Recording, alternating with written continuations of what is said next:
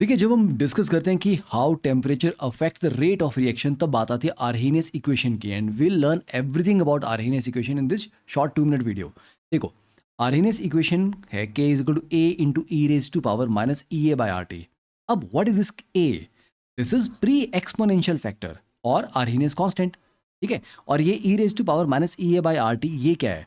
It is the fraction of collisions जिनके पास activation energy से ज़्यादा एनर्जी है। मतलब अगर मैं बोलूँ कि ये फ्रैक्शन 0.5 है, तो इसका मतलब हुआ कि only 50% of the total collision के पास इतनी एनर्जी है कि वो रिएक्शन सक्सेसफुल करवा सकते हैं, मतलब एक्टिवेशन एनर्जी से ज़्यादा है। बट अगर ये फ्रैक्शन 1 हो जाए तो इसका मतलब हुआ कि हर एक कोलिजन के पास सफिशिएंट एनर्जी है to give the product, successful reaction करवाने के लिए। तो अगर ये फ्रैक्शन 1 हो जाएगा तो के बिकम्स ए।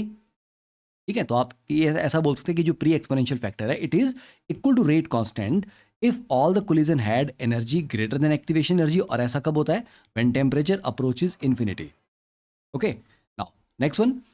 अब इसी इक्वेशन का अगर हम लॉग ले लें तो natural log K is equal to natural log A minus E A by R into 1/t।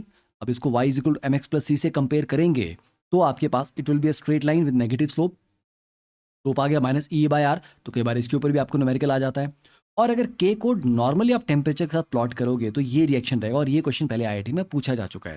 तो नॉर्मली हम ये मान के चलते हैं कि एक्टिवेशन एनर्जी और जो प्री एक्सपोनेंशियल फैक्टर है ये टेम्परेचर के साथ कुछ ज़्यादा वेरी नहीं करते। ऐसा नहीं कि रियलिटी में वेरी नहीं करते, but over a reasonable range of temperature इनमें कोई ज़्यादा चेंज नहीं आता, तो हम इनको कॉन्स्टेंट लेके चलते हैं। ठीक है, देन अब अगर हम ग्राफ देखें कि सर टेम्परेचर बढ़ाने से होता क्या है। देखो, अगर T1 टेम्परेचर पे ये ग्राफ था तो area under the graph is proportional to total number of collisions. ठीक है, एंड लेट्स से ये पॉइंट है एक्टिवेशन एनर्जी, तो जिसके पास भी इससे ज़्यादा एनर्जी है वो सक्सेसफुल रिएक्शन करवा सकता है। तो बेटा ये जो T1 टेम्परेचर है ब्लू वाला ग्राफ, इसका देखो शेडेड एरिया इतना सा है, मतलब इतने से नंबर ऑफ कोलिजन्स ही वहाँ पे सक्सेसफुल रिएक्शन करवा सकते थे। पर जब आपने टेम्परेचर बढ़ाया, रेड वाला ग्राफ में क्या हुआ?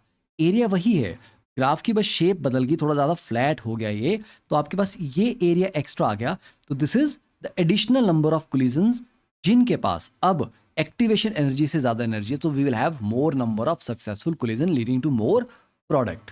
ओके, तो दो डिफरेंट टेम्परेचर पे रेट कांस्टेंट के की वैल्यू डिफरेंट होगी।